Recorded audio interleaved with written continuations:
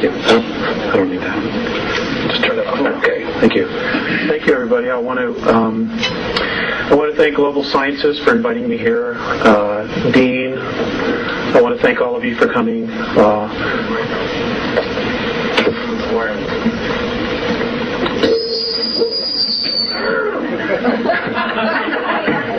I'm wired everywhere. And I want to thank my wife, because if it wasn't for her, I would not be speaking any longer. I want to just give you a brief background on how this all started for me. I grew up, for the most part, in Elk Grove Village, Illinois, and my grandparents had a cabin up in Woodstock, Michigan, which is in northern Michigan. And we were up there in August of 1964, and I experienced missing time. We had gone out to play into the fields, and I laid down in the tall grass, and I can remember throwing chestnuts out of the way to create a place for myself to lay.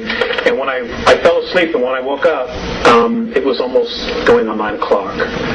And I remember getting up and running back to the picnic area where the family was, and there was a police dog, a Michigan State police car there, and my folks and cousins, because it was kind of a family thing because everybody goes back to school. And I got the tar licked out of me for disappearing, and I told them where I had been, and they didn't believe me, so I took them back to where I was with the flashlights, and sure enough, there was my body imprint, and they swore they had been all through that area looking for me. It wasn't until age 14 that I actually understood what had happened then. I went to bed. It was just a normal night. It was in October. When I woke up, and there were 2 men looking down at me. And they were human beings, except they have no hair. And their skin is light blue, or at least Morinay, the very large one. His skin is light blue. Paseus is the elderly one, and I'll give you a brief background on them. Has turned white because of his age, but they are blue-skinned. They say that they are our cousins, and that we actually have some of their genetics inside of us. They originally came from Lyra, as all human life did in our galaxy. Human life does exist in other galaxies as well, and there's a lot going on. There's a lot going on. Okay.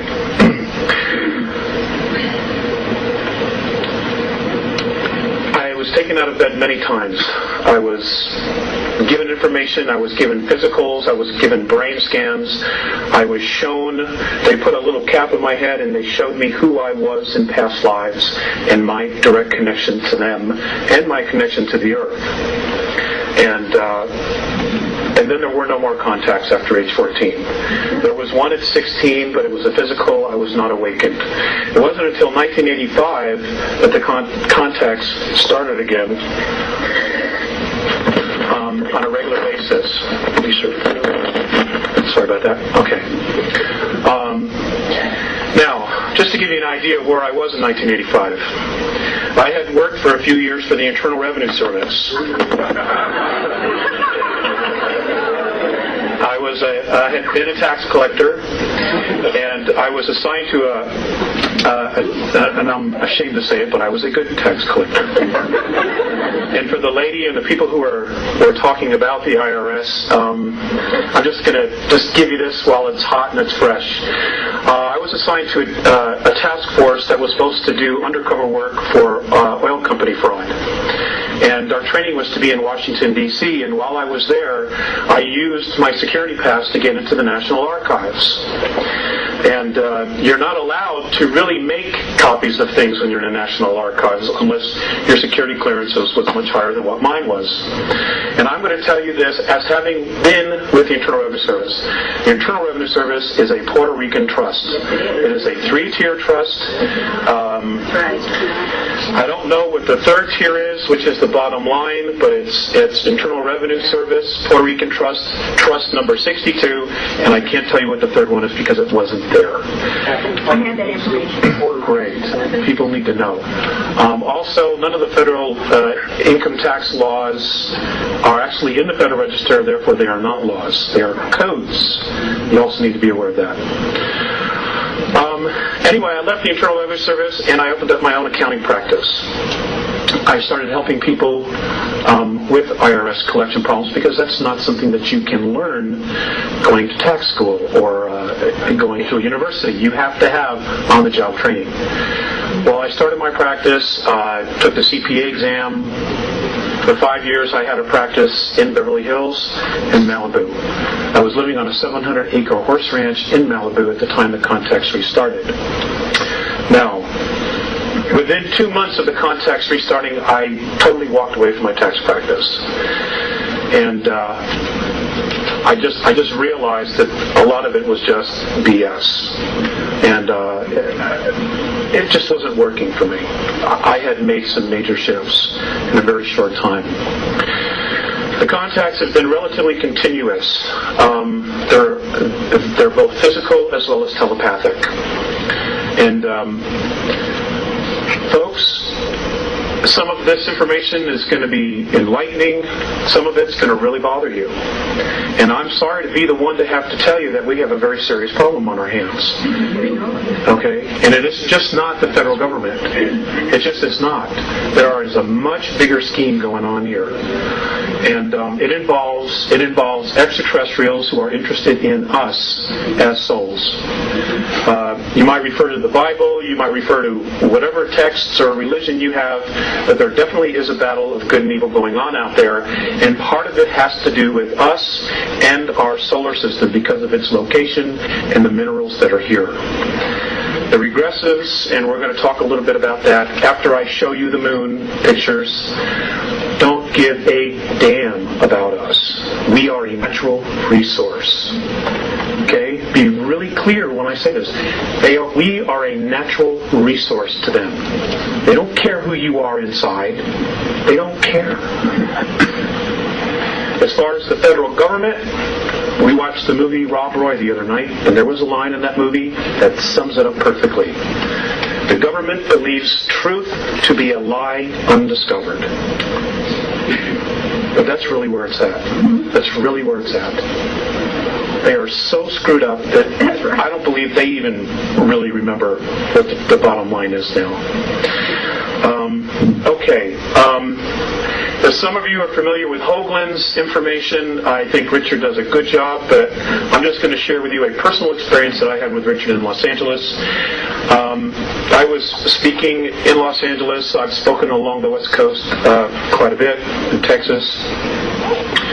And there was somebody from Showtime who was doing a private screening in a hotel room of the movie Roswell, the Showtime movie Roswell they put together.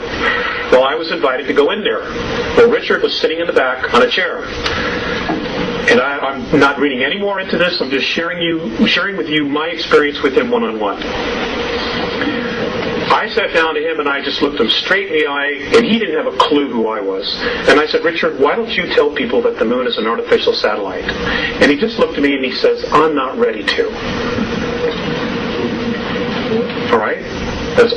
That's my personal experience. It's the only one I have. I think his information is good. But I'm telling you, from my own experience, he's withholding. And I don't understand why he's withholding. I can verify that. Okay? Because you, me, our children, our grandchildren, and our great-grandchildren are the ones at stake here. You know, we don't have anywhere else to go. We don't have any place to hide. This planet is our home. It's our home. And I'm just trying to help. I only have a piece of the puzzle. I don't have the whole puzzle. I think if I did, I'd be dead a long time ago. Mm-hmm. But I'm going to share with you stuff that I have been guided to that's on the far side of the moon. I don't deal with the visible side. Because as the right hand is moving here, the left hand's doing something else. Well, the left hand is the far side of the moon. If you remember the movie Apollo 13,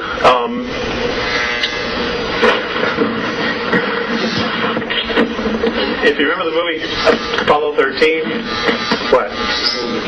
Move over? Oh, it's the lights. Okay. If you remember the movie Apollo 13, all hell's broken loose. They don't know if they're getting home.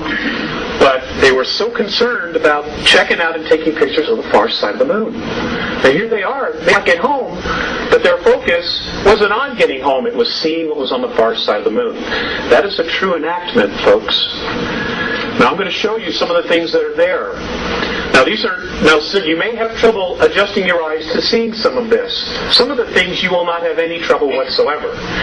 These photographs, I was told specifically where to look, were taken by the Lunar Orbiter 4 from August of 1966 to August of 1967. They show so much. I mean, if you know what you're looking for, it's unbelievable. It's unbelievable. You know, and there's no way our astronauts miss this stuff. There's just no way. You know, 21-mile bridges, 7-mile monuments, ships sitting in the middle of craters. I mean, you know, you're going to see it. Okay? I'll tell you what the Andromedans, Morine and Perseus, have said about the moon. And I want to take questions, so I want to get through this. They have said that our moon is an artificial satellite. In fact, it is a spacecraft. Much of the debris on the surface was put there and was built purposely to make it look like what it isn't. Okay, it is hollow, it is metal underneath it, and it has the ability to leave our orbit under its own power. They say it came from Ursa Minor, from a solar system that would have the symbol or would have the name in our language of Chauta. It was one of 4 moons that rotated around the 17th planet. Now it was built, this sounds just like Star Wars, it was built around that 17th planet. It was then put into the tail of a comet and then dragged here. And when it got to this area, it removed itself, and the first place it parked itself in our solar system was the planet that we now know of as Maldek, which is the asteroid belt. It was one of 2 moons that belonged there. Maldek was the first inhabited planet in our solar system. It was very much like Earth. Mars and our planet were terraformed from Maldek, or Malona, or whatever name you want to call it. It was terraformed. In other words, all the plant life and everything that is on the surface and animal life was brought here. It was brought here. You know, science tells us that, you know, everything started with a single cell. The Andromedans laughed at that. You know, and Perseus said to me, well, if that's true, then how does that one cell know to become a brain cell and a kidney cell? I couldn't answer him, because I don't know. He says it isn't possible. Our solar system has been engineered, built and engineered. Okay? The whole solar system. We're going to get into some more of that, but I want to get going on the slides. Honey, you want to come up and help us with that? Let's see. Okay, according to the Andromedans, now folks, I just want you to keep an open mind. You know, I'm not asking you to believe this, I'm sharing information with you. If you choose not to believe it, hey, that's fine. I ask you to exercise your free will. And if this gets too much for you and you don't want to listen, I've already checked. None of these chairs have seatbelts. You can absolutely leave. I will not be offended. I don't like doing this anyway. I would much rather stay home and raise a family. Okay, but I made a promise, and, you know, we want to have a family, and, you know, I have pieces of the puzzle, and if I don't do anything about it, then I'm just as guilty as the NSA astronauts and the Russian astronauts that have been on the moon and been on Mars since 1958. Okay. Lights, please. Turn it on. The light.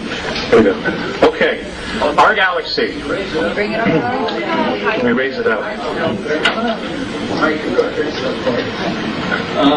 No, we need something, a videotape or something to put underneath it. I'm the handiest guy I know. That's good. That's it. Thank you very much. Okay, we can lower that. No, here. Wait a minute. I got it. Here. Okay. All right. Okay. Ladies and gentlemen, According to the Andromedans, space travel has existed in our galaxy for 4.4 billion years. Okay, we are literally the new kids on the block. All right? Now, what's interesting about our galaxy is...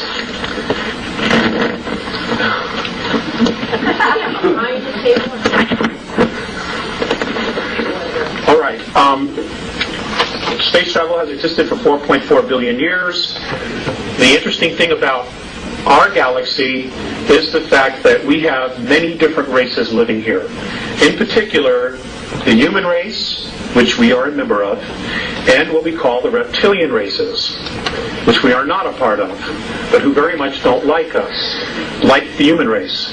Apparently this battle that's been going on has been going on for approximately 3.8 billion years between reptilian races and human races. Many of the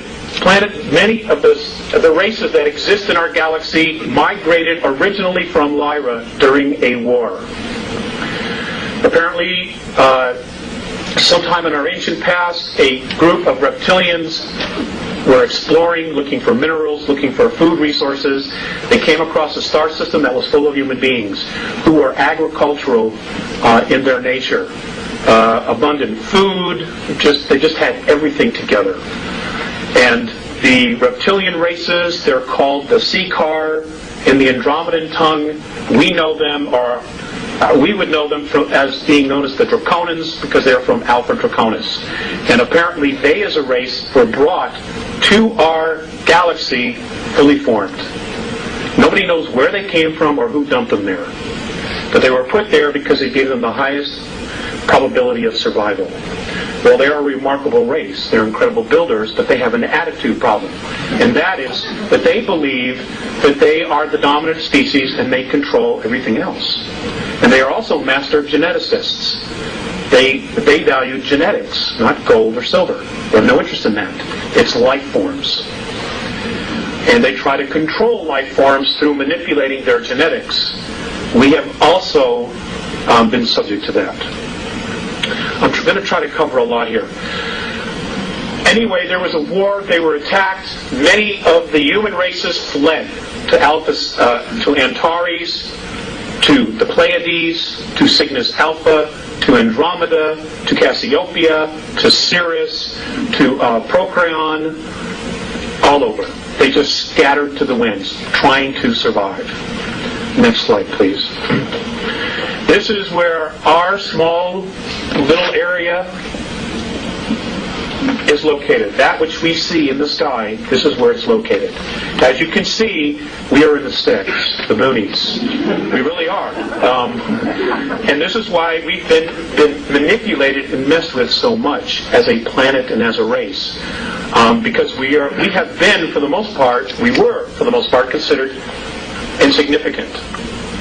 And then roughly 5,000 years ago, somehow they found out that we were no longer insignificant, and I will tell you why. According to the Andromedans,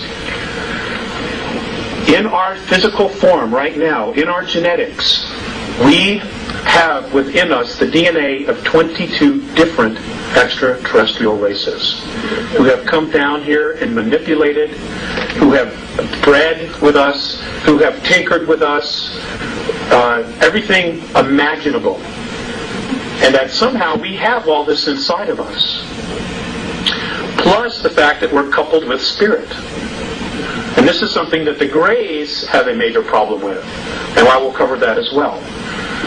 Now, because we are the only race in our galaxy that has these genetics of 22 different races, because we are also spirit, they consider us royalty. The Andromedans consider us as royalty. Now, one of the factors that they look at, and the thing that totally awes them the most, is the fact that many of the more advanced races use technology to create things, to manifest things. The Andromedans are heavily use holographics. Whatever they need, they create holographically. It is physically there, but when they're done with it, they turn off the switch and it's gone. It doesn't just sit there. All right? Like if you go home and your couch, you go away for a year, that couch sits right there. They are amazed at how much energy we put into creating things. Just things. Little tchotchkes that you put on the shelf, books. All those things take an intense amount of energy to create. They're amazed that we have this ability. The other thing that amazes them is they're also amazed at how easily we can allow our own kind to starve, to go homeless, and to kill each other. They do not understand that at all. Okay, and destroy our environment. One experience, I'll give you two experiences. One experience was with Visayas. I had just come up on board, and I was being led into a room, and Visayas had been watching a television transmission from Chicago. And policemen had just shot a black man that was running away. And then the policeman apparently ran over and tried to save his life. Okay? Visayas turns to me and he says, I don't understand your race. I don't understand why one would try to take his life and then the next minute try to save it. I didn't have an answer. In fact, many times I don't have an answer. Another time, I came on board. I was living in Lake Arrowhead at the time, and Mornay was looking at a group of meters on the ceiling of his ship, and it was all about the ozone and the air, oxygen content in our atmosphere.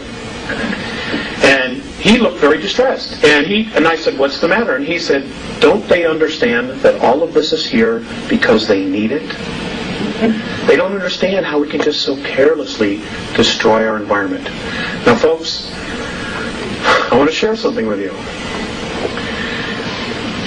If there was not divine intervention, which apparently there has been, March 23rd of 1994, if there has not been divine intervention, and I will cover that, according to the Andromedans, we would only have 41 years left worth of oxygen in our environment.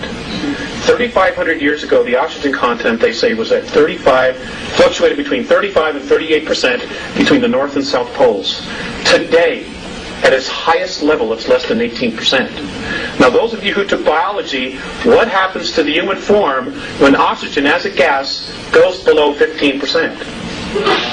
We die. We suffocate.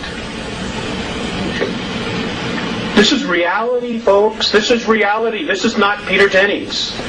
Okay? This, I mean, we don't have anywhere else to go.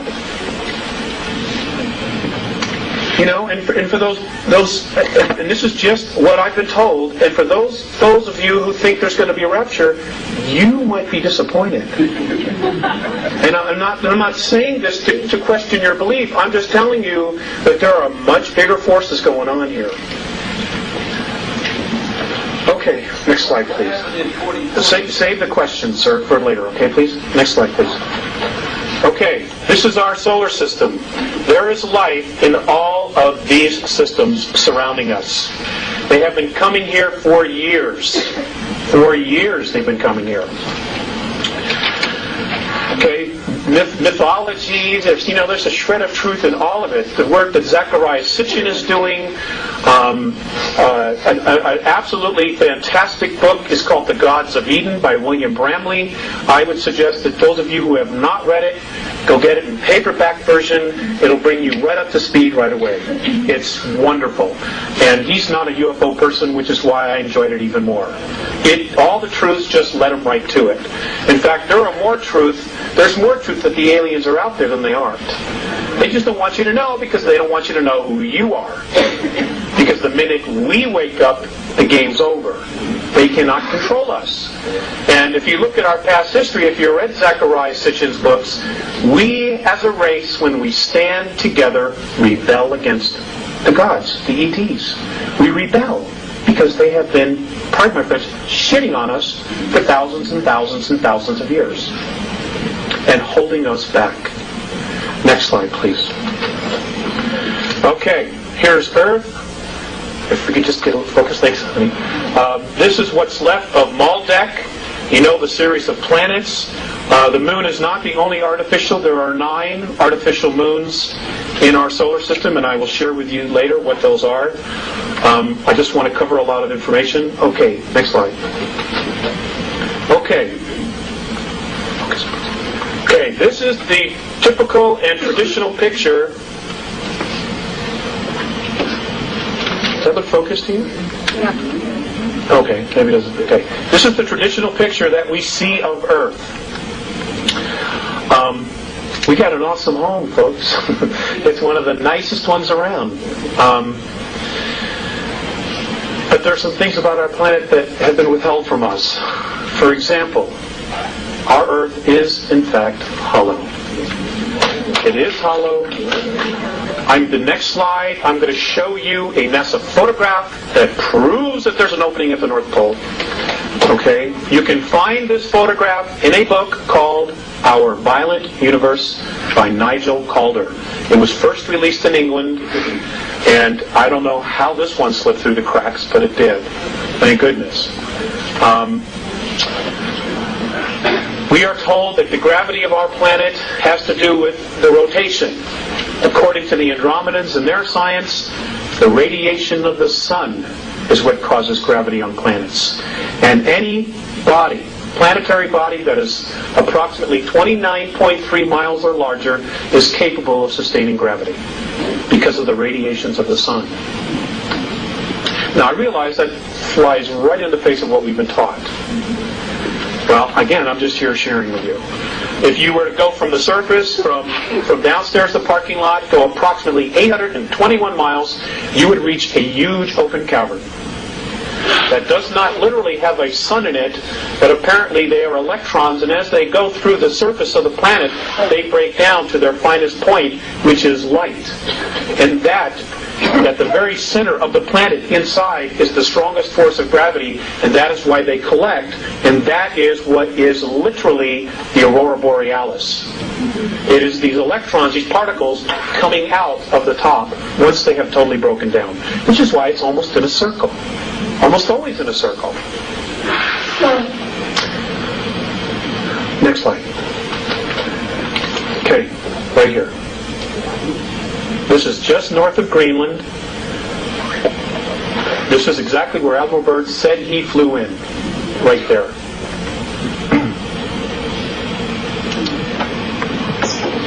This was taken in 1979. Now you mean to tell me the Gemini, the Mercury astronauts, the Apollo astronauts, when they came back, they missed this? I don't think so. I don't think so. If you can get your hands on the book, there's a color photograph. This is a photograph from the book. It is, folks, it's there. Whoops, there it is. It's there. Next slide, please. Okay, our moon. Our moon is quite the enigma. Apparently our moon was brought here 11,213 years ago, to be exact, in the month of March. What we know is the month of March. It came here as a base, okay, as a ship carrying ETs. They were coming here to colonize. They did, in fact, colonize. In fact, many of what's left of them are living underground in our planet from 100 miles to 200 miles beneath the surface. Now, I've gotten a lot of crap for talking about this, but I'm just not going to shut up. The beings that brought this satellite here to our planet in the last 25 years are responsible for over 31,000 children disappearing from the surface. And I don't know if you're paying attention, but over 100,000 children a year are vanishing from the face of the earth. And folks, they're being taken out of here. And the governments know. The world governments know. All right, and we're going to cover that. We're going to cover that. Next slide, please. Okay, did our astronauts really go there? I know that there's been a lot of talk that maybe they didn't go there because of anomalies and pictures. A lot of talk that maybe they didn't go there because of anomalies and pictures. Many of the pictures were faked because the pictures that the astronauts took, there was stuff all over the place. They couldn't hide it. Yes, they did go. But yes, there's been a manipulation of other things put in there that supposedly looks like our astronauts. So, we have to use common sense when we look at these things. The next slide, please. Did our astronauts see things? Absolutely. Mornay has told me that the United States government, just our government, has at least 53 of its own UFOs, flying saucers, that are stationed on the moon, on the far side. And I'm going to show you where he says they are. It's in one of the slides. They did, but they were told to shut up, not say anything. Many astronomers who have been taking a look at the moon, many of the lunar rovers and the cars that they drove have disappeared. They're no longer there. Well, they just didn't get up and float away. Okay, the moon has got gravity. Especially on the far side, it's got gravity. Mornay has told me that if you take Copernicus crater and you stood at the bottom, that the gravity is equal to that of Chicago. As if you were standing in Chicago. Because again, it is not the rotation. It is apparently the sunlight. The sun's radiation that creates gravity. At least this is what they say. Now, our moon does not turn on its axis. It rotates around the Earth, but we primarily just see one side, or only 59% of it. By the way, our moon's the only one that does that. It's the only one. Next slide, please. Okay, this was taken out of National Geographic. This was in the early 1950s. This was NASA's idea of what moon bases would look like. They, in fact, did do this and create this in February of 1958. So when Kennedy said, we are going to send man to the moon, part of our government, primarily the NSA, was already there. They were already there. Now, folks, you don't hear much about the Russian space program, but let me tell you something. They are a major player, and they are also here. And they don't work for us, neither does the NSA. They work for international bankers who are the new priesthoods for extraterrestrials. And we're going to cover that. Next slide, please. Okay. According to the Andromedans, there were primarily 9 huge dome cities on the moon, the front and the back. They housed up to 5 million extraterrestrials at one time. There was water, there was vegetation, there was everything they needed. Okay, and these covered hundreds of miles. So when Richard shows you the pictures of the things, the shards, so many miles tall, 9, 10, 15 miles, whatever it is, he's right. He's absolutely right. But there's more. There's more. Okay, next slide. Okay. This is along the equator on the far side of the moon. This is what's left of a pyramid. There are 4 pyramids on the moon. Excuse me. Okay? Now, I can assure you that the pharaohs, just to practice, did not take the Hebrew or the ivory up here, build one, then bring it back and do it right in Egypt. Didn't happen. According to the Andromedans, almost all the planets in our solar system have pyramids on it. Some have more. I've asked why. Some people say they're tombs. The Andromedan perspective is that these are weights. And what they do is you put them in a strategic location, it balances the rotation of the planet. It doesn't keep it from wobbling, which means that if the ETs are there colonizing, there's no major fluctuations in weather and gravity. Gravity anomalies as well as the electromagnetic field, which is around every single planet. It has to be balanced. That's what these are for. That's why Giza is directly dead center of the landmass on planet Earth. Next slide, please. Okay, can we just focus this a little tiny bit? Okay, folks, I want you to focus on this area right here. I want you to focus on this structure in here. For those of you who are architects, please feel free to, say something about this. This area right here, you can see the curves, the angles. There's another bridge here. I want you to notice these lit up objects inside the bottom of the crater. We've got a close-up of it. Next slide, please. Here we go. Okay, here's another bridge. Apparently this is inhabited by extraterrestrials from Orion. These are, I'm told, are domes.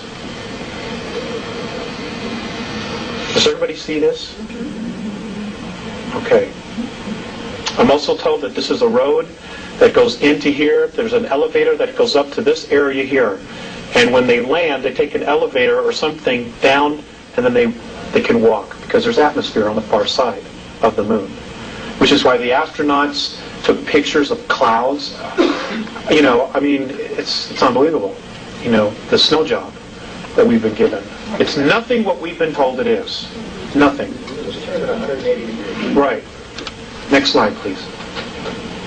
Okay, I want you to focus on this.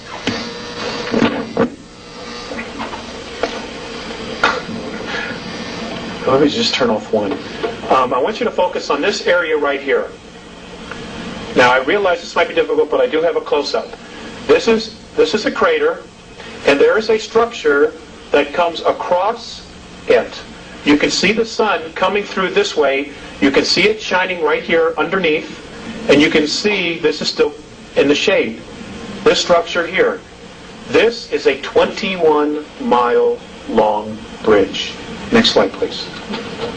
Here.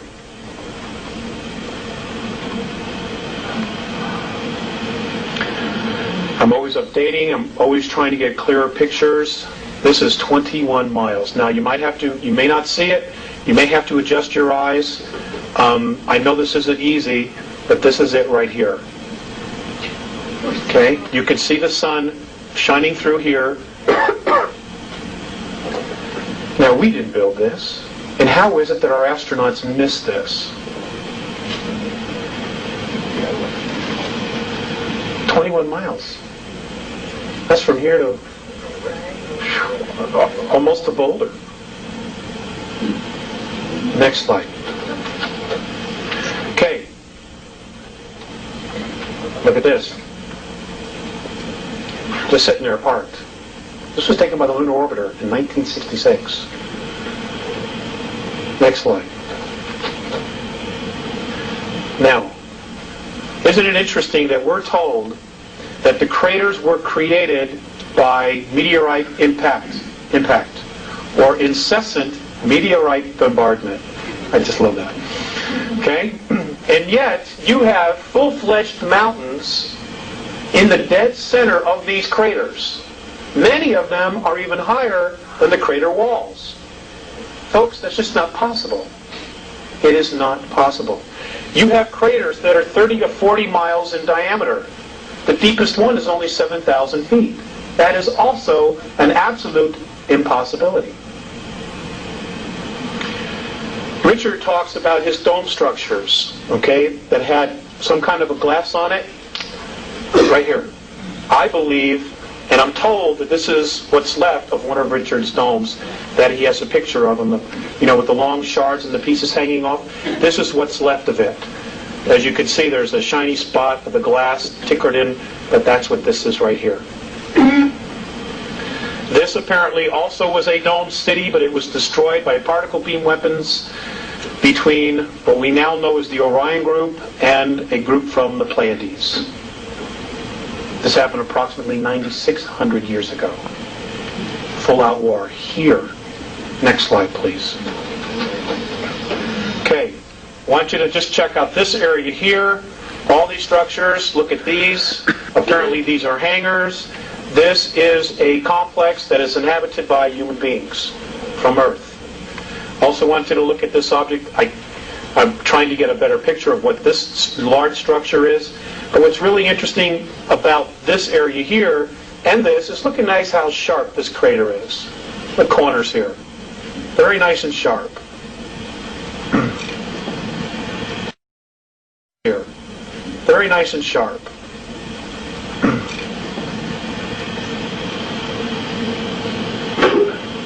Next slide. This is, I just wanted to show you this structure here. This is absolutely not supposed to be there, and apparently it is the ruins of a ship that was destroyed 9,600 years ago. Next slide. Piece of shard.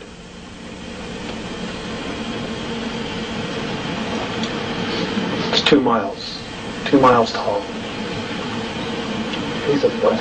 Shard, piece of metal. Next slide, please. Okay. On this photograph, I want you to just take in the landscape. Okay? I want you to take in the landscape of what you see here. Now, I want you to look, focus in on this area right here. I want you to look at this area here, and I want you to compare it to the rest of the landscape. Just focus your eyes for a minute. Okay? I want you to focus on this area, and then the rest of the landscape. What's unusual about this area right here? Anything else? Maybe the way these things are all lined up together, nice and neat, and then these structures right back here. Next slide. Okay, here's another picture of it. Okay. Oh. Is that a monument there, that dark shadow? This here? No, that's an arrow. That's my arrow. Okay.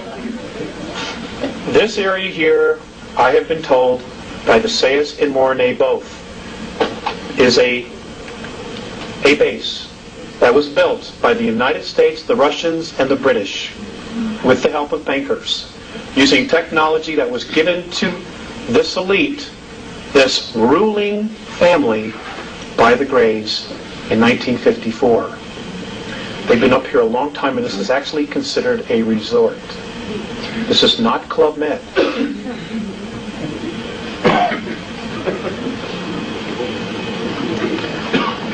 Next slide. More ruins down here. Here and in here. These are not supposed to be here. These are pieces of spacecraft apparently that were destroyed 9,600 years ago in a war that took place in our solar system. Next slide, please. Okay, this is the same structures I showed you earlier. Here's some more ruins. Now I want you to look at this area right here. This apparently is what's left of a dome, one of the dome structures. And these pieces that you have on the inside are pieces of the roof that just fell to the floor of the dome. If you can look, if you can see it, you can see there's the circumference. Here's part of the wall that's fallen down this way, okay, and here is part of the dome that is still intact. If we go to the next slide, you might see a little better, but we'll have to focus it right here. Well, maybe not. Okay, this was also destroyed in that war 9,600 years ago. Next slide, please.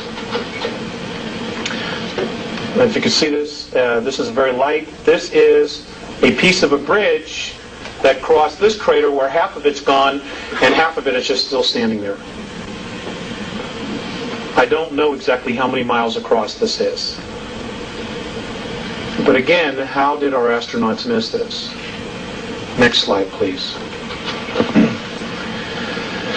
Okay, these are more ruins. I myself have even had trouble seeing some of the things in this, but they've been very strong about this particular area, so I felt it was important to include it and just share it with you because maybe somebody in here will see something more than what I see. You know, people often do. So I'm just trying to share it. These structures here, it's a weird place. Again, this is along the equator on the far side of the moon. A lot of those craters have a rising piece in the middle. Yes, sir, they do. Yes, sir, they do. And, you know, some of them are full-fledged mountains, and they're just not supposed to be there. Next slide, please. Okay, now, look at this.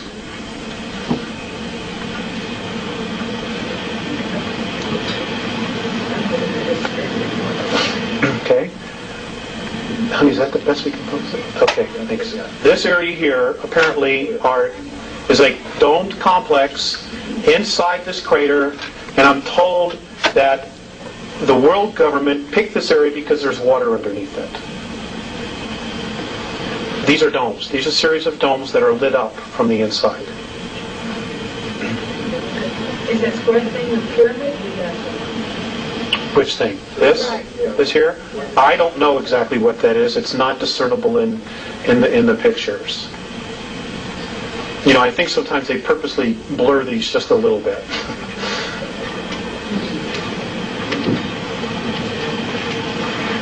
Next slide, please. Here's another area in another crater. This is all lit up from the inside.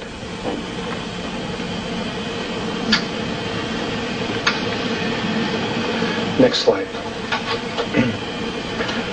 The structure here. This piece, this thing here, this length of object, whatever it is 13 miles. And it's just sticking up outside, out of the crater. Next slide, please. Okay. Now, I want you to look at this area right here. Everybody see this area? Is that a yes? Okay. How many of you have been to the Sears Tower in Chicago? You ever been to the top? It's about a mile high, right? That's what they say. It's about a mile high. Next slide. Here it is again. Now, I want you to know these photographs were taken from... This particular photograph was taken by the Lunar Orbiter at 86,000 feet. Okay? According to Morine, this is 7 miles high. And it's a monument to one of the old ETs. Next slide. Here's a close-up of it. What kind of lizard? Your suspicions are pretty accurate. Back up just one more time. Okay. Now let's look. Now just look at the rest of the terrain here. Okay. Look at the rest of the terrain and just look at how this sticks out. 7 miles. How come our astronauts missed it? I mean, I hate to be redundant, but I'm just hoping somebody will have the answer. Next slide. Oh, we did that. Okay. One more time. Okay. This particular area, I'm told, is now being reactivated. They say, Morine and Faceus have said that all of this are ruins and that there are underground facilities all through this area. And I just wanted to share it with you because they're very strong about this particular area. And this is a dome that is apparently that was still left intact.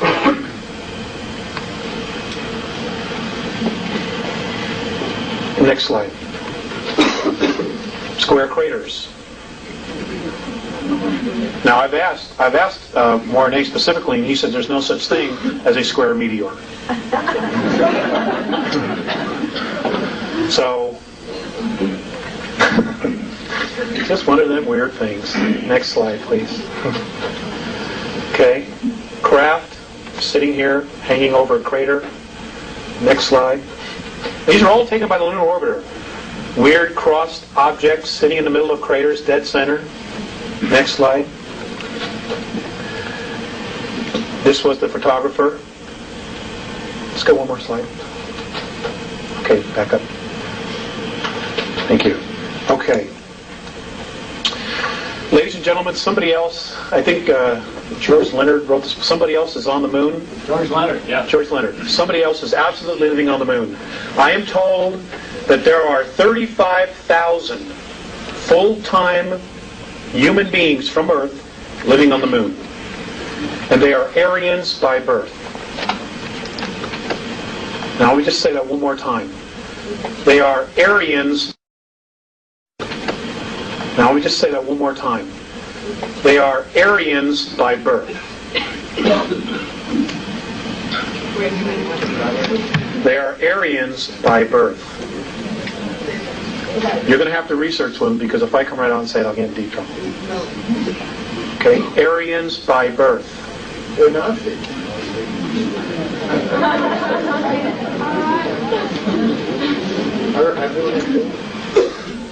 They're also there with extraterrestrials. Between the moon and our Earth, there are 18,000 grays here. There are only apparently 2,000 real Greys left. All the rest are clones. They're robots. They're organic robots. And microprocessors are grown in their head.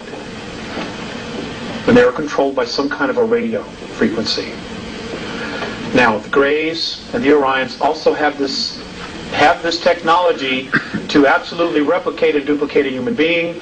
And for those of you who are familiar with the old Dr. Beater stuff, before he was killed in a parking lot in Dallas, I would suggest you go back and re-research that information. Except he was told the Russians were doing it, and they're not doing it. It's extraterrestrials who are doing it, who are trying to undermine the free will of those of us on the surface of the planet. Because this is our home. Okay, Mars.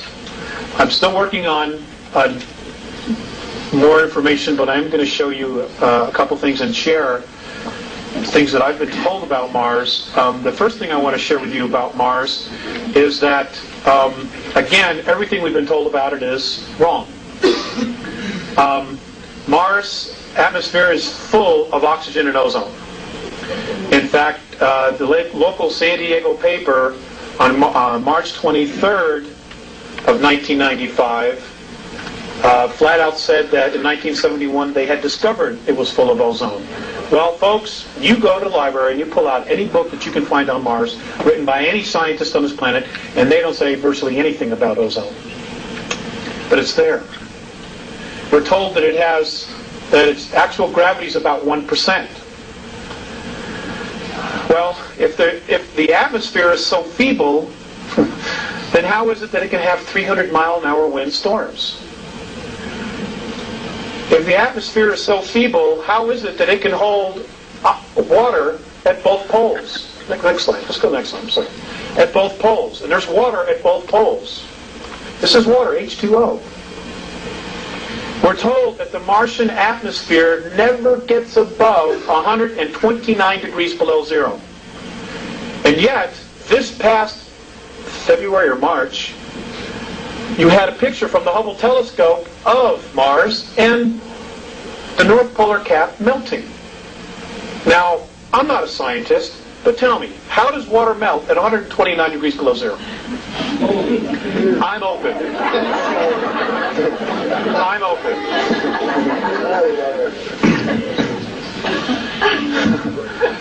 Okay, apparently Mars has been inhabited off and on as a base, as a small colony, as a staging point for extraterrestrials who are exploring and leaving our galaxy to go to another for 3.8 billion years. The ruins that Richard shows and other people, they're tombs. This is what I'm told, that they're tombs. And that there's far more there than is being shown. Most of it's been buried. Because during a war previous 69 million years ago, Mars was almost exactly like Earth. In fact, Mornay has said that many of the animal life that was on Mars is on Earth. That when we get there, when we as a race get there, publicly get there, we will find that there were dinosaurs. Many of the exact same animals and mammals and reptiles were on both our worlds. And that Mars had a totally different orbit. It was literally pulled from its orbit, and as it was pulled from its orbit by 19 million miles, it rolled like a ball 3 times. And the water that was here just moved everything. And that it's been reactivated. It was reactivated in 1989. Now, I did a lecture in Dallas, and I've been talking about this information for several years now. And I was told that in 1989, Orion troops landed on Mars and took over colonies that were settled, created there by Terrans, us, by human beings from Earth. They came in and just took it over. Now, this gentleman who approached me, and I'm just sharing this with you, said that his best friend's brother worked for Central Intelligence and was a director of NASA and resigned in 1991. He said that his brother told him that the meetings on Malta, on the ship, just off the coast of Malta between Gorbachev and Bush, were about what was going on Mars and that they were scared to death. Now, folks, I got to share this with you. The beings that are here from Orion, they're into control. They're into control. There is no such thing as self-rule in the Orion Empire. There is a hierarchy. Now, if you look at our planet, if you really look at what's going on our planet right now, there's only one nation that truly cherishes self-rule and actually has real experience in self-rule. That's the U.S. And we're armed to the hilt because our Constitution says we can be. This is why the focus is on destroying the United States of America. Okay, the UN, the World Order, all of that stuff, they're all taking orders from ETs, and they're scared to death. But they are willing to sacrifice this nation. They are willing to kill 3.5 to 4 billion people to maintain their place as the new priesthoods. This is Sumeria, this is Egypt all over again, but on a much grander scale. Because now you've got 6 billion people living here. If the people of this nation surrender the Bill of Rights by 1998, folks, you will no longer have the United States of America. That's a guarantee. That's a guarantee. This is the reason the Andromedans are coming back. Because 317 years into our future, our galaxy is in tyranny. And they have traced, through time travel, all the events that lead to the single point that shifted the energy from free to tyranny. Now, we're not just talking about free, we're talking also on a spiritual level. Suppression, oppression of soul, of spirit. And they have traced it all back to our solar system, which is why many races are coming back and saying, hey, wait, this isn't going to work. Because 317 years in our future, there's tyranny here. There is no such thing as freedom. And we somehow are dead square in the middle of this thing. Sorry for the news. But we are. This is the only reason they're bothering.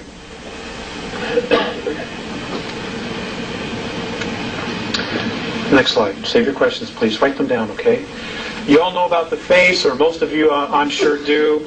There is a lot more in this area that needs to be explored. Those of you who are researchers, please get pictures of not the face, but go north, where the mountains are. Okay? There are ruins everywhere. There are domes collapsed on top of themselves. In fact, there's one that's still there that looks like Texas Stadium in Dallas, with the opening in the middle. It's there. It's there. Next slide. I just put this in because everybody's interested in the physics. I'm not a physics person. But it is important because it all matches up. You know, there are symbols in all of this. In fact, I want to share with you about crop circles. I've asked a lot of questions about crop circles, and I'm told that there are 2 groups leaving crop circles. There's the Andromedan Council, which is made up of 139 different races, which is putting encoded information into the Earth to help stabilize it from Earth calamities. They're trying to buy us time. And many of the other crop circles that are being left by Orion. Now, where are they coming from? They're coming from Hale-Bopp. Hale-Bopp. Hale-Bopp is not a comet. Which are ships are going to move out of the tail and move into an orbit around Mercury. And this is in February, March of 97, and they're going to tell us they're here for sure. That'll be the latest. The highest probabilities is that by the end of November of this year, after Spielberg's movie about Roswell is released, they're going to start telling you that they're coming, that they picked up signals. And the truth is they picked up signals back in 1960, and in fact they were already on the moon in 1960 with extraterrestrial help. So, I mean, the whole thing is a conspiracy within a conspiracy within a conspiracy, and it is all to keep keep us fat, dumb, and stupid. Not to spook the herd, as a friend of mine said. Because they fear us. They fear us. Because if we stand together and we ask for benevolent help, folks, it's going to be there. In fact, I've been told that the Andromeda Council has already decided to directly intervene, but I don't know what that is. I can tell you this, that the Pleiadians are at full-fledged war with the Greys outside our solar system. They're dying on both sides. This is going on, and the Hubble telescope sees it, and there are 2 Hubble telescopes, not 1. The Russians sent 1 up. But you're not being told about that. Next slide, please. Olympus Mons, 15 miles high. 1979, NASA admitted that they saw water vapor and ice clouds going over it. That's 90,000 feet. Okay, that's higher than the clouds on our planet. Now we're told that the circumference of Mars is 4,200 feet. The Andromedans say, wrong. They say it's 11,230 miles. It's 3 times the size we're being told it is. The Andromedans also say that if you look at the planets in your solar system and you look at the brightness of those planets, that is proof that we live in a binary star system. They say we have 2 suns. But because of the rotation and the position of our planet, we never see the sister. But if you're on Venus, Mercury, or the others, you would see it.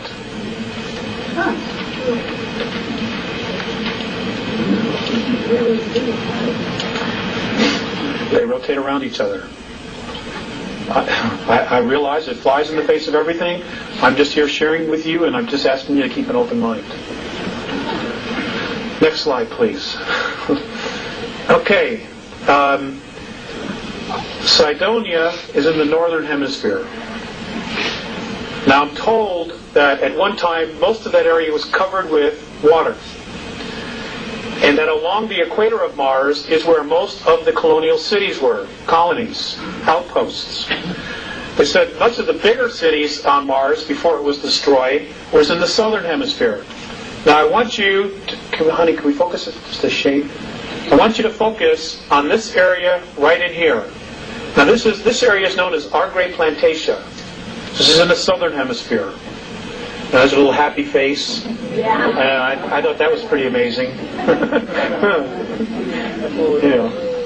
Okay, but if we go to the next slide. This apparently is another tomb that was in fact destroyed. And these are 3 more pyramids that are lined up just like Giza. This area right here. And that these are also ruins. This is what they say. And folks, they've never lied to me. Right here. They want us desperately to wake up. Now they have their own selfish reasons. Okay, because of the fact of the problems that apparently come up in the future. But there's also another reason. Many of the human races in our galaxy, because of so much interbreeding between the one race, the genetics apparently are starting to break down. There's only one race in our galaxy that can give these particular human races a genetic boost. And that's us. But they can't use our genetics. They can't even approach us because of the vibration we all move at, which is fear and anger.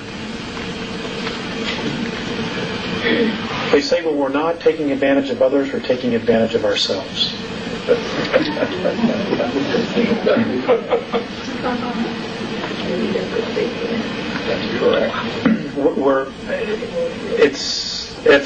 It hasn't stopped the regressives because they vibrate at this frequency, and they've also helped to propagate many of the belief systems that we have right now. We have real problems because this is all coming to a head by the year 2000. They're going to be here in 97, and official protocol ships from Orion are going to be here. Now, I want to share with you some of the things that the Greys are up to. Many people say they've left. I'm sorry to disappoint you, but apparently they're still here, and they have no intentions of leaving because they need us. They are desperately trying to save their race by using our genetics, but it isn't working. They can create the form, but they can't put soul in the body. That's a gift. Now, here's what they're doing. This is what I'm told they're doing. I'm told that many of the abductions that are occurring now, that the vital body, the aura of the people being abducted, which is primarily the females in a family, and it's usually the first and second daughter and the mother, what they're doing is they're peeling off the vital body, the closest part to the energy field, and they are storing it and they are feeding it to the hybrids that have that mother's genetics in it. And apparently they're doing this to keep them alive. And they're also apparently trying to create soul. They think by stealing your aura, the vital body, in your energy field, and giving it to another, that it will create soul. You need to be aware of this. Okay, this is why a lot of folks who are weird things are happening, they're getting real sick and run down. It's because your vital life force is being stripped from you. And folks, there is a violation of free will, big time going on here. You know, there are a lot of blinds in metaphysics. And one of them says that you create your own reality. Well, that's true. But there is a violation of free will. And we are being violated big time. And our race has been for the last 5,400 years. Big time. I'm dealing with the race we know ourselves now as Homo sapiens sapien. I don't know, is there another slide? Phobos. Phobos is an artificial moon. This is where the majority of the 2,000 real graves that are left are hiding out, is on Phobos. And when you look at pictures of Phobos, when you go through your magazines or you go through, the astronomy magazines, I'm told that you should, I've been asked to share with you the idea that you should look very carefully about the inside of craters. That many of the openings that lead into this are inside the craters. That the bottoms open up and the ships come in and the ships come out. Okay? Now, Phobos is a major anomaly because it goes counterclockwise to everything else in our solar system. It rotates counterclockwise to everything else. Let's see, there's one more. Okay, this is the North Pole of Jupiter. This is a photograph taken by the Voyager. The Galileo. Does anybody care to tell me what that might be?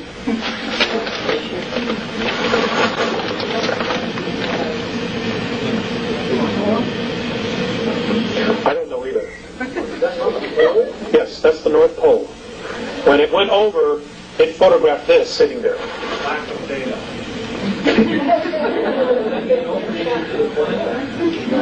It could be. It could be. I'm just sharing it with you because I want you to think about it. I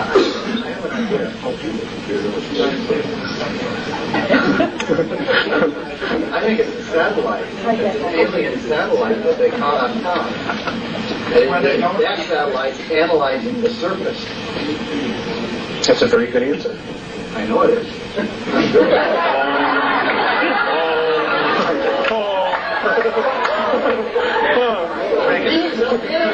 One day they'll get it.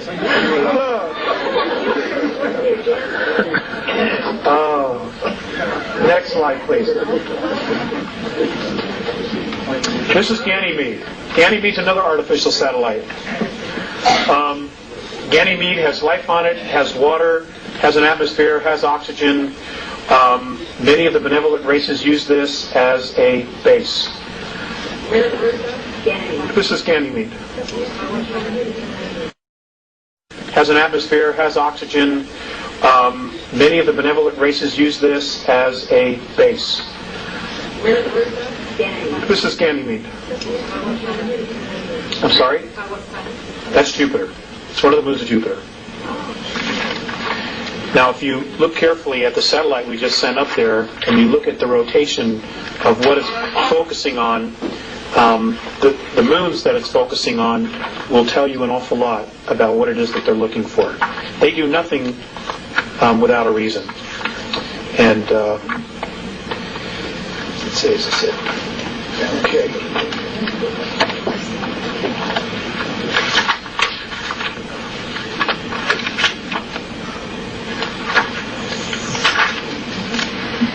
Okay, next slide, please. I think that's the last one. That's the last one. Okay, we can have the lights be great. Thank you, Dean. Okay, and I can come out from behind here.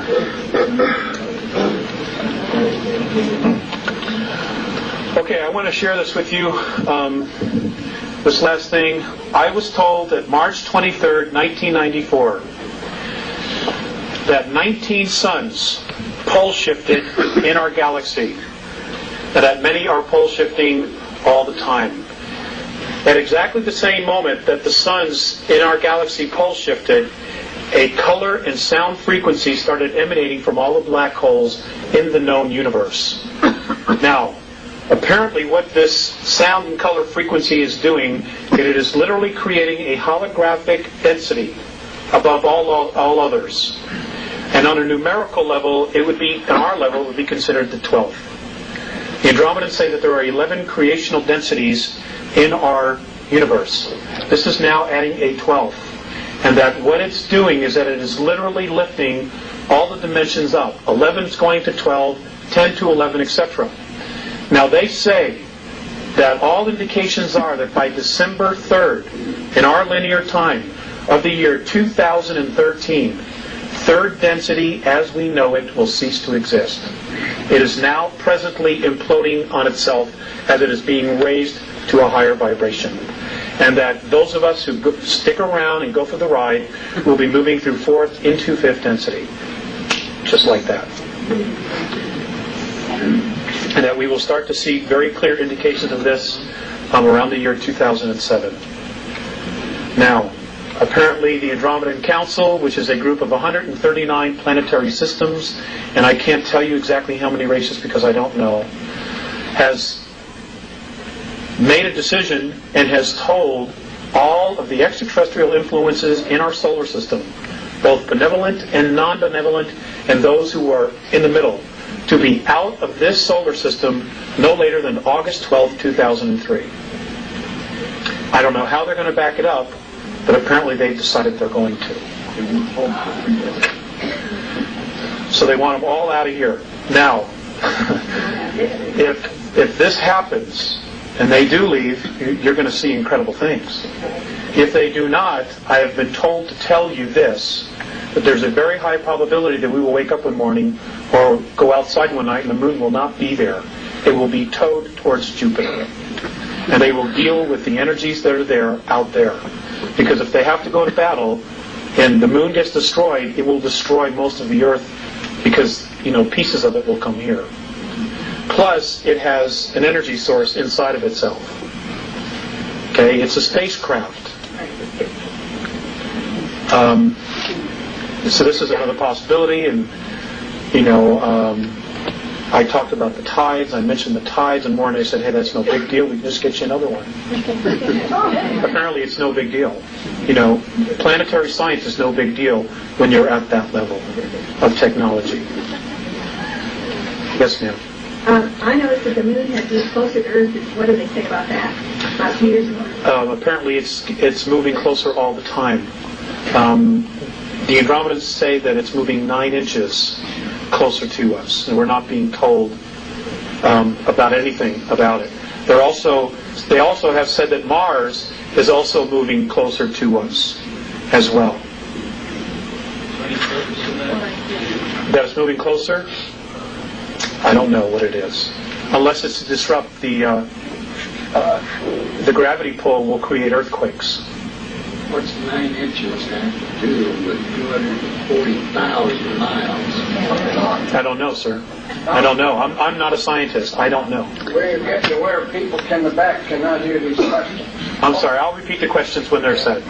Thank you, Dean. Yes, ma'am. If most of those satellites are artificially made, why do they make the surface so rough? The question is if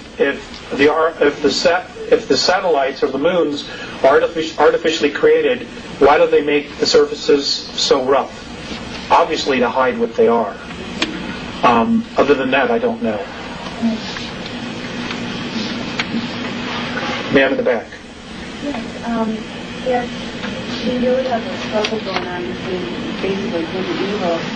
Are the benevolent people more, powerful, or is there more of them? I mean, do we really have a chance? Okay. The question is if there's really a battle between good and evil, are the benevolents more powerful? Do they have more? And do we really have a chance? Oh, gosh. I've been told that if they stuck together, yes, they could resolve the situation here. But there are some significant problems that they have. Now, back in 1985, when I was being told all of this, there were a lot of discussions going on back in Andromeda about what to do with us. Now, half of the Andromedan Council didn't want anything to do with us. And their reasons were this. These were their sole reasons for not wanting to help us. They don't respect their home, they don't respect each other, and they don't respect themselves. What is their value? Now, those that wanted to help, because they have seen us as totally being violated with our free will, somehow convinced them that this was a worthwhile project. Now, intervention not only changes our reality, it changes their reality. And one of the things that the Andromedans and Morine has said specifically is they don't want to come down here and help us when we don't want to help ourselves. Because then they end up babysitting. And if something happens, we could always blame them. And the cycle starts all over again. This is about self-responsibility. That's what this whole thing is about. There are one group of ETs who say, well, there's no way. You cannot be self-responsible. You cannot rule yourselves. And then we were given this opportunity 200 and some odd years ago to try this experiment. And we succeeded in doing it. But now we're being lulled back into a place where we want somebody to take care of us. Yeah. And you know that you're going to sacrifice your freedom. I'm not about to do that. Neither. So who's going to win? I don't know. I wish I knew. I wish I had a place to hide till it was over, but I don't. Their interference has caused a lot of this to surface. I mean, they've kind of, changed our direction as to what we might have been able to accomplish. You're right. The question was, she added, that we've been manipulated and they've helped to change us into a different direction. You're absolutely right. However, when I brought that question up to Mornay, he looked at me and he said, are you aware that your government is drugging its young people? And I said, well, yes. He says, are you aware of a couple other things that he mentioned which are really sensitive? And I said, well, yes. He says, well, what has your race done about it? I mean, 1986, 1987, West 57th Street, twice in 6 months, showed Air Force personnel unloading bales of marijuana and cocaine off of planes at Hempstead Air Force Base and loading it up with weapons and then taking off for Costa Rica. Twice they showed this on national TV. What happened? West 57th Street was taken off the air and nobody did anything. Again, it comes back to self-responsibility. They are watching us. They are watching us and saying, should we come in and help this race when they don't want to clean up their own act, when they don't want to take care of their own? Do you realize, and big time, and those who don't want to make a shift are going to be checking out. Because the frequency, everything is changing, folks. And I'm not trying to instill fear in you. I'm trying to share with you what they've told me. And they have not been wrong. Things are going to radically change. And it's going to start just like this. It has. You watch November of this year, it's going to get really weird in this country. Really weird. They're going to try to divide us. And because if you divide, you can conquer. And whatever you do, please don't turn on each other. The enemy is underground. They're on the moon. It is not your neighbor. It is not your policeman. He's not the enemy. If you want to do something really constructive and you don't know what to do, just do this one thing. Come November, if there's an election, vote. Whoever's been in office, vote them out. Start over. That will buy us more time. What happened in 1994 that stopped the integrating of the Nothing. Apparently there's been this divine intervention and third density is moving into fifth. Therefore, they say this is going to happen by December of 2013, so the 41 years won't go by. So, we've been rescued on some level already. But I don't know how many of us are going to make it. Now, the world government has been told that we're overpopulated, by the aliens. The truth is, they can't control all of us. They can't control us here. So they decide they want to just eliminate half the world's population. Now, folks, I want to share this with you. According to the Andromedans, our planet could comfortably handle a population of 11 billion if we didn't squander our natural resources and we went to free energy. Right. Yes. Now, the free energy has been suppressed forever. Right. If we went to that, we could turn this whole thing around. Right. All right? What's happened is the political systems have broken down, but they don't want to take responsibility for it because in order to fix it, they have to make us more free.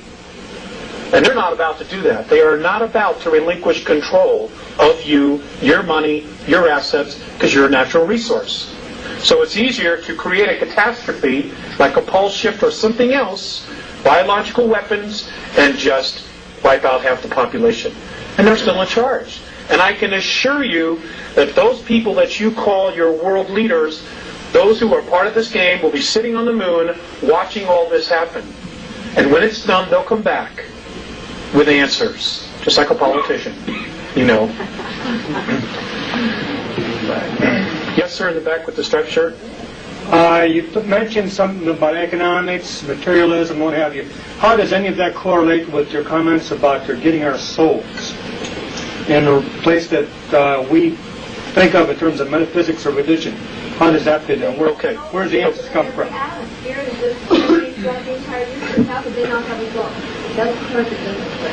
Who could not have a soul? The Greys? The clones that... No, I'm talking about... I'm referring to the clones, the hybrids that they're creating. They do not have soul. That's what I'm told. That's right. They're not actual beings. Microprocessors, organic microprocessors are grown inside their brains. These blues and their grays are not living beings. Some of them are not, no. The ones who are not clones? Yes, they do. What was that question back there? I still didn't get it. We got off. Yeah, where does soul and spirit get into this? Okay. It's a possible solution. Why are they so interested in us? Now this is really going to stretch your belief systems. I am told that a majority of the physical beings, human beings that are in third density, not only on our planet, but in 21 other systems, who are experiencing the same problem we are having, are beings that apparently at some time in our past were at 11th density. Now, the Andromedans have said that our universe, what we know as our universe, is in linear time, and this is the only way that I can explain it is as we count time, is that our universe is a 21 trillion year holograph. It's a holograph. It's a picture within a picture within a picture, or a dream within a dream within a dream, however you want to look at it. And that apparently many of the souls on third density were at 11th density. And for some reason, this collective group consciousness decided they wanted a different perspective. And they literally fell into the concept of time, into physicality, and literally carved out of nothing what we know as third density. Now, third density to many of these other races is like putting your hand in Jell-O and trying to move it back and forth. There's so much resistance, it's so dense. And yet here we are, literally creating all this. That's how powerful we are. That's how powerful our minds are. Which is why there's been so much focus on brainwashing. on trying to make us victims, or believe that we're victims. Because the minute we wake up and we take a step back, detached, and see our situation for what it really is, they've lost control. It ends there, the minute we awake. And this is why channeled information, so many different races and beings are trying to light the fire underneath us. Because they can't directly come in and interfere unless a percentage of us ask for permission. Because then it's a violation of free will. And they've done exactly what the regressives have done. Even though it was for our own good. You cannot violate free will. That's the law. So they're trying to help us awaken, and at the same time try to make us think it's our idea. That's the trick. And it's working, I think, to a degree. But, how quickly it's working, I just don't know. I'm scared. I'll be perfectly honest with you. I am scared about what the next 4 years are going to bring. What about the earthquakes? A lot of it is. I'm sorry. The question is, what about the earthquakes? Some of them are natural, and some of them are being caused. I wish I had a board. But what's basically happening is you've got a planet that is vibrating at a frequency of fear and anger. You've got this new frequency called the 12th density, which is lifting everything up. Well, these really dense energies cannot move up. So the planet herself, in order for her to move up into 5th density, has got to cut loose with this energy. And what's happening is that she's cutting loose with this negativity, which she's been holding on to. It's hitting the surface, and it's feeding us as a population, because we're already in that space. There are predictions of wars. Oh, God, we're all primed. We're all ready for it. The whole world's broke. Everybody's looking for food. The world has got a food supply of 53 days. The entire world. The United States of America, should there be a catastrophe, has only a 7 days food supply. What happens after those 7 days? Are we going to start feeding off each other? That's our MO.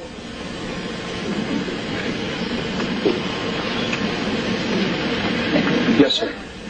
Before you go any further, can you define what you mean by density? Okay, can you define densities, frequencies? Density and dimension, they're really one and the same thing. They are a frequency in which light and sound oscillate at. We oscillate at a specific range. Other things oscillate at other ranges, higher ranges. There really isn't anything lower than us at this present time. We've hit bottom, there's only one place to go, and that's up, as the old saying is. So it's a frequency, it's light, it's sound. If this is a holograph, if what they're saying is right, if this is a 21 trillion year old holograph, then all of this is just light and sound. Now, there are places in space where there is nothing, no matter. According to the Andromedans, those are areas that have not been magnetized by thought. Now, with the first aspect of physicality, the first sign of creation, they say, is the electron. The moment that particle is magnetized by thought, it comes alive. And it starts to create and manifest whatever is energizing it or magnetizing it. I know it's out there. I still have trouble with understanding a lot of it. Yes, ma'am. Does this time frequency that you speak of for the 2013, does that have anything to do with what's... I still have trouble with understanding a lot of it. Yes, ma'am. Does this time frequency that you speak of for the 2013, does that have anything to do with what some people are talking about, some of the astrologers and others about the three-way, the photon band or photon belt? The question was, does the time of 2013 have anything to do with what astrologers or astronomers are saying about the photon belt? Ma'am, they have never mentioned anything about the photon belt. In fact, the Andromedans have absolutely no belief system whatsoever in astrology. And I don't mean to offend anybody, this is their perspective. They say it's all a belief system. How does it all agree with King James Version? I don't know. I'll tell you. The gentleman said, why does this all agree? He said, why does this all agree with the King James Version? How does this all agree with the King James Version? Well, I will just tell you, this is a very touchy subject. I will just tell you this, that Mornay has told me that it is more important to know why you believe something than the fact that you believe it. And in their opinion, the fact that we all believe, or a majority of the people believe in the book of Revelations, that we are literally going to self-fulfill it. Those things we create. I say, who else? I see somebody pointing at somebody else who doesn't want to raise his hand, probably. Yes, ma'am, in the back. Richard Hoagland talks about... Could you stand up? I can't hear you. Okay. I'm sorry. Richard Hoagland talks about hyperdimensional physics, and through that we can change our reality. So this is really what we're saying, is that if we believe in the book of Revelation, we're created. So wouldn't it be an idea that if we change our thought about the year 2015 as something other than a outlined there, and that's sort of what he is saying, is hyperdimensional physics can allow that person to change their reality through their thoughts, and it's basic metaphysics. And that would be eliminating fear, because if we go into infinite fear, we cannot change our thoughts. I don't know, when you said you were afraid, it made me concerned about your information, although I really think your information sounds to me very valid. But when fear can change that reality, that makes any sense? Yes, it does. The fears that I have are my own.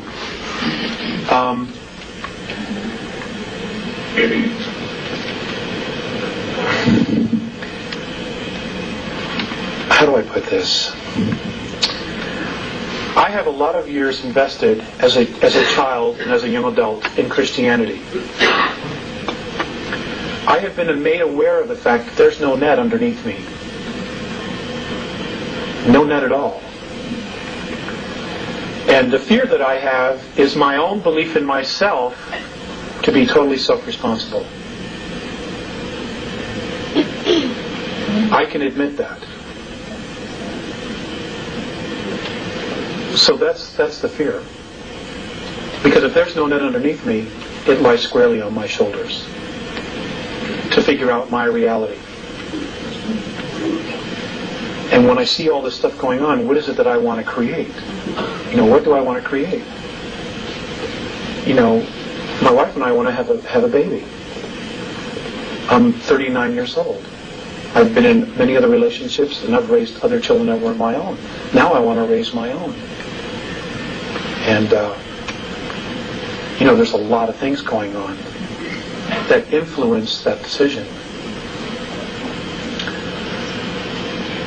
So I share the information, but I'm also sharing myself. So you have to take that whatever way you want. Yes, ma'am. Question about reincarnation. If, say, the Earth is destroyed, where are the souls going to reincarnate? Are we going to other planets where they have similar life forms? Or we're supposed to go into, or what? What's the theory? Okay. The question was about reincarnation. If the Earth is destroyed in the future, where will all these souls go to continue to reincarnate? That's a great question.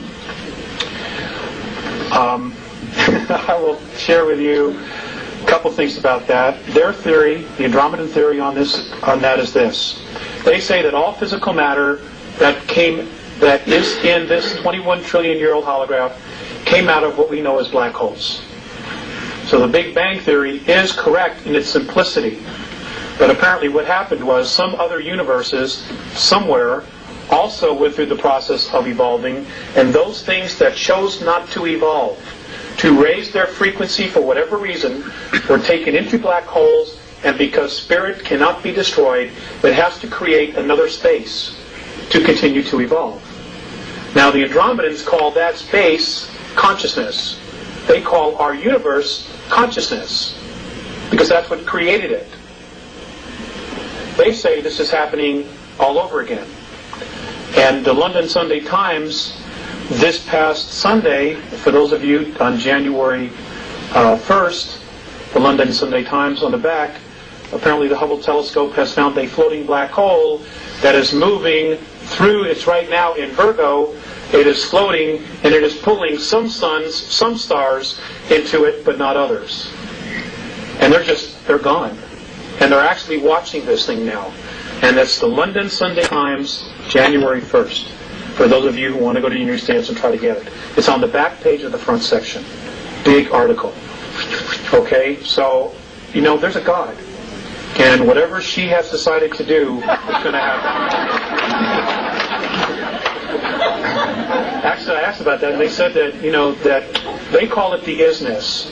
They themselves don't know exactly what it is, but just that it holds everything together. But that if they had to give it a gender, it would be female. Because it creates life. Yes, ma'am. One of the crop circles, or a couple of them actually, this last summer, showed the planets around the sun, almost like your one picture was there with the asteroid belt.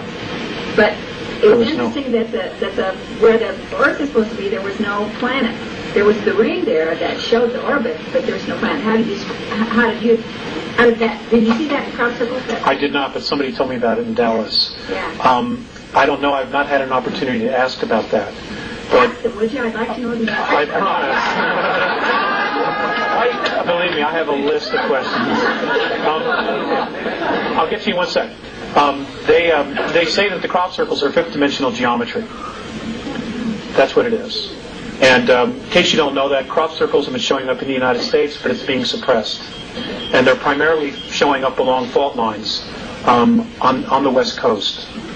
So stay tuned for that. They're actually happening, but the feds are doing an excellent job because of the satellites, making sure that the minute they're created, that they're out there as soon as possible to make sure it's bulldozed, plowed over, etc.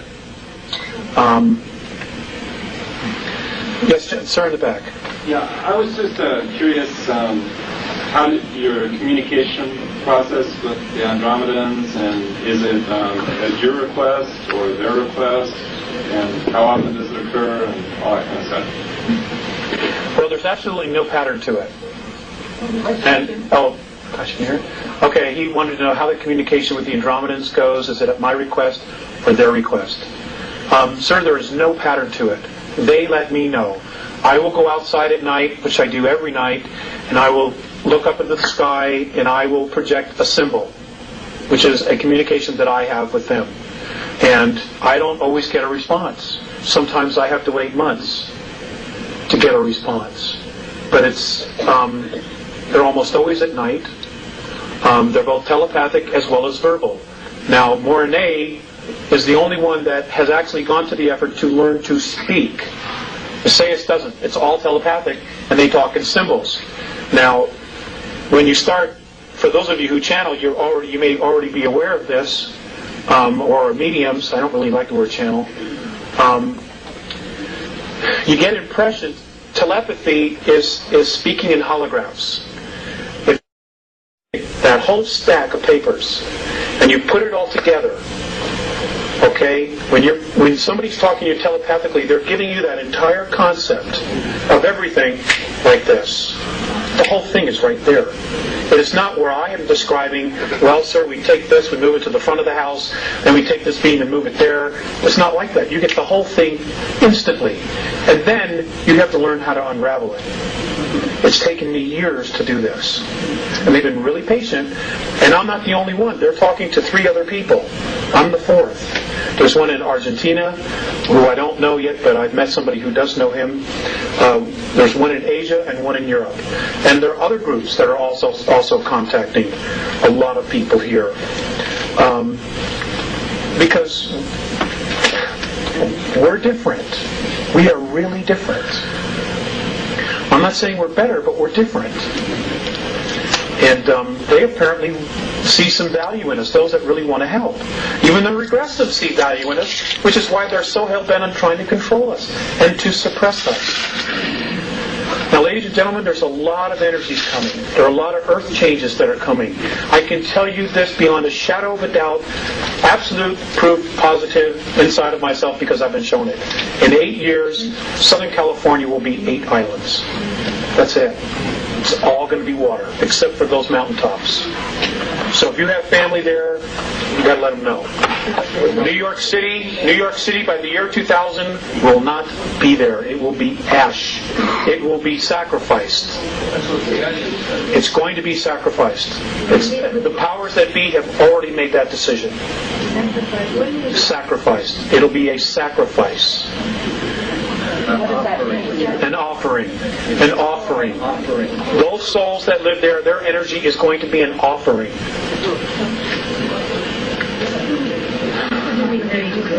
Whoever it is going to try to capture those souls? Yes, ma'am. Yes, ma'am. Yes, ma'am, they can. It's because what's underneath. Yes, sir. Now, these sorts of man-made phenomena. Natural phenomenon. That's correct. Couldn't hear a thing.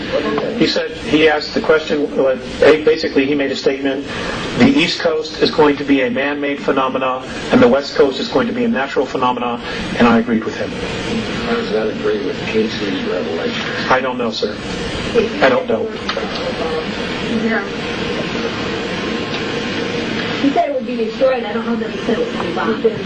It was going to, an act of terrorism would turn it to ash.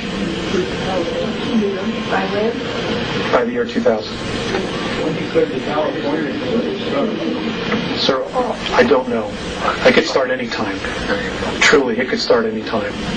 I'm amazed more hasn't happened. There are some really, really evil thinking souls here on this planet.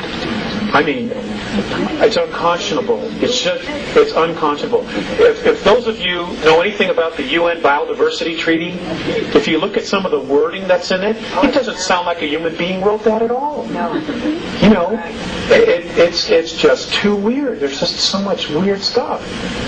You know, and that's because they were influenced. I think the UN was set up by extraterrestrials. That I don't know. I think that maybe in its original conception it was honest, but it's certainly been perverted. Certainly been perverted. I want to get somebody else next question. Yes, ma'am. Can you comment on the angels that are now saying there are no lights everywhere you look at it? And also,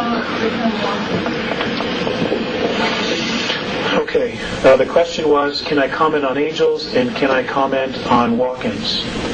As far as angels, the Andromedans consider anybody who has spirit to be an angel. You know, you make your choices. You walk on one side or you walk on the other, or you find the middle path. Most of us are on one side or the other, and we're desperately looking for the middle path. It's just spirit. They're just folks on the other side, beings on the other side who are trying to help and influence us to make decisions for ourselves. If any of these angels supposedly tell you that they have all the information and that they need to follow, you need to follow them, like i.e. Ramtha, you need to be you got to use more common sense and really trust your gut instinct. Because this is all about our evolution. You know, if it's true that we've been on 11th density, then we have knowledge, we have experiences that none of these other races have. And we already know how to do this. And we already know. And we just have to somehow find out those keys. Every single one of you in this room has a piece of this puzzle. Every single one of you. You know? And you gotta honor that piece that you have. And you've got to honor yourselves. Don't let anybody tell you that you're not awesome, because you are. You are so awesome. It's just beyond words. You know, they want to consider you a natural resource. You will only be that if you believe it. It's that simple. This does not have to be a major struggle. Unless we just stick our heads in the sand and go into denial. I mean, how could you be in denial with all this stuff that's going on? I mean, it blows my mind. The regressives consider us a natural resource. They feed off of us. We make things for them. We produce for them. We create energy for them. They harvest our thoughts. We can create things out of thin air, literally out of thin air, that they need technology to do.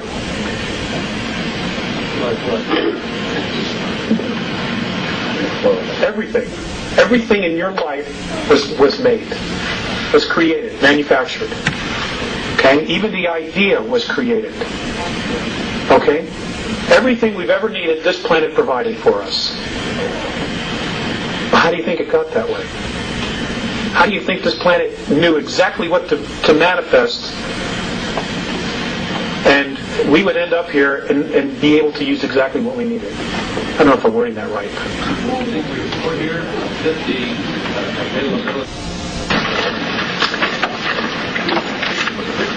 Okay. Now these things are supposed to happen in the next 9 years, by 2004. Number 1, scientific proof of dimensions and higher self-consciousness. Now, ladies and gentlemen, your consciousness, your thoughts, who you are, is not in your brain. The only reason that our bodies have the brain is so that our soul, our greater selves, whatever it is, can make the body move. Okay? Your essence is in your energy field. It's in your aura. That's who you are. That's your life force. That's where your consciousness is. It's not inside this bone right here. It's here. It's all around you. 2, reincarnation will be scientifically proven and demonstrated. 3, acknowledgement of other life in the galaxy and universe. Ample proof already exists on Moon, Mars, and on the Earth. 4, extraterrestrial contact from at least 9 different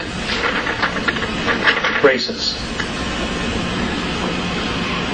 That's going to blow some minds. Introduction of free clean energy devices based on magnetic fields of energy. Of course, they'll be introduced. You notice the word there. They've already been built. That the earth is hollow and capable of sustaining life, and the existence of a city known as Kal-Ni-Gor, which is in the hollow earth, that was originally built by Lyrans. Lyrans were one of the original races of human beings. Number 7, rediscovery of the lost lands of Atlantis in the Atlantic and in the Pacific, a very large temple complex still intact that belonged to Lemuria, approximately 150 miles southwest of Easter Island. Well, that's going to blow some minds. Number 8, reality that all we see in the physical is a holographic imprint directed and created from a higher portion of ourselves. Apparently, the next 18... That's going to blow some minds. Number 8, reality that all we see in the physical is a holographic imprint directed and created from a higher portion of ourselves. Apparently, the next 18, 19 years, we as a race are going to evolve over 150 years. It's going to be like that. Which is the way it should be. I mean, for every... I don't know if you're aware of this, but for every 2 years that passes, military technology advances 44 years. Do you have any idea the toys they have that you paid for? I mean, it's awesome stuff. And of course, they don't want to let us play in the sandbox. I mean, that's ridiculous. Would you go back to the one that you said before you said we will evolve over 150 years in the next coming years? In the next 18 years, we are supposed to evolve over 150 years. And then there was a statement before that, all that we see in the physical is a holographic imprint directed and created from a higher portion of ourselves. Number 9, human consciousness is not in the brain, but located in its entirety in the energy field and aura. This is the 1.5 to 5 ounces that the body loses at the moment of death. That's who you are. That's the only part of you that's really you. You just create this to play the game here. Okay. Number 10. How our past and present educational processes have not prepared us to be completely conscious, creative thinkers. Number 11. That organic and plant life forms do exist on 7 planets and 15 moons in our solar system. Yes, ma'am. Number 11. That organic and plant life forms do exist on 7 planets and 15 moons in our solar system.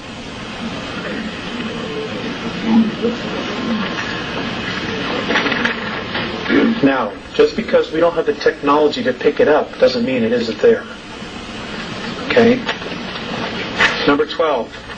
Rediscovery that each of us is a part of the whole of the universe, and we are a significant part of that idea that we call God. And that God is the idea called love.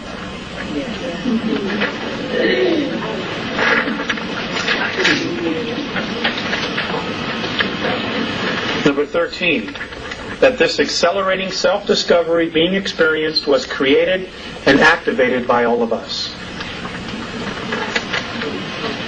So, well, sir, that's the $64,000 question. You get that answer, will you call me and let me know?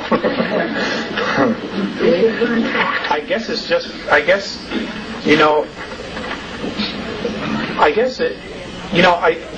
when I look at history, and I look at where we are today, there's a history of history repeating itself. And, it's like a hamster that climbs on the wheel. No matter how fast he goes, as long as he stays on that wheel, he's not going anywhere. So maybe we just needed to make a change. Maybe we're all sick and tired of this. Maybe we need like a vacation.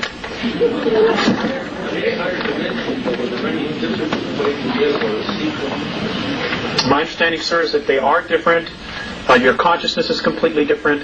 And this is important. There is a physicality on all dimensions. Okay? Because there's a physicality. It's different from us. For example, fifth density, we live in a color spectrum of 72 colors or light frequencies. Fifth density is 214. That's a major shift. That's a major shift. Number 14, that we, as a product of extraterrestrial genetic manipulations, are possessors of a vast gene pool that has many different racial memory banks of at least 22 extraterrestrial races in our DNA. Many different racial memory banks. That means that when things get a little bit higher, our kids, you're going to start knowing things that you don't have any idea how you know. But you do know it. You will know languages that haven't been spoken on this planet for thousands and thousands of years. You will just know because it's inside of us. We're a library. Barbara Marciniak, her piece, they talk about this as well. And I think some of the other groups do. Because of our genetic heritage, we are considered royalty. We need to acknowledge it, acknowledge ourselves, and seize our genetic heritage. Now, I'm going to end on this. Actually, I'm going to end on 2 things. I was having a particularly bad month. Personal relationships and just everything else. And it was time for me to come back here. I was living in Lake Arrowhead at the time, which is in Southern California. And I didn't want to come back. I flat just did not want to come back. So I got really upset. I started to cry, and I didn't want to come back. And as I found myself on the ground again, I remember I heard Visayas' voice in the back of my head. He said, "Turn around." I turned around, and he was at the door of the craft as it was starting to take off. And he looked at me and he said, "Alex, The love that you withhold is the pain that you carry, lifetime after lifetime. And I just want to pass that on to you. Because nothing else that they have said has changed me more significantly than that. Yes, the love that you withhold is the pain that you carry, lifetime after lifetime. With that thought, Alex, you disturbed me a while ago. You didn't have it, and yet you just defined your intent. What gave you the idea that you did not have an intent? It's a belief in oneself, sir. I think that's what it is. It's a belief in oneself. A belief in the God. Well, yeah. We'll talk about that. We'll talk about that. I'm trying to think all of myself away here. Hold on. I want to end up with this. I'm done with this. Squeaking and squawking.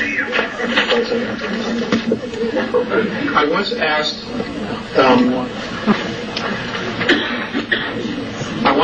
Visayas. Wrong microphone. I once asked Visayas. Put that one up. I once asked Visayas, okay, what was our future going to be? You know, the future of us here on Earth. And this was his response. This is the Andromedan definition of our future, us as a race. Responsible freedom of self-determination.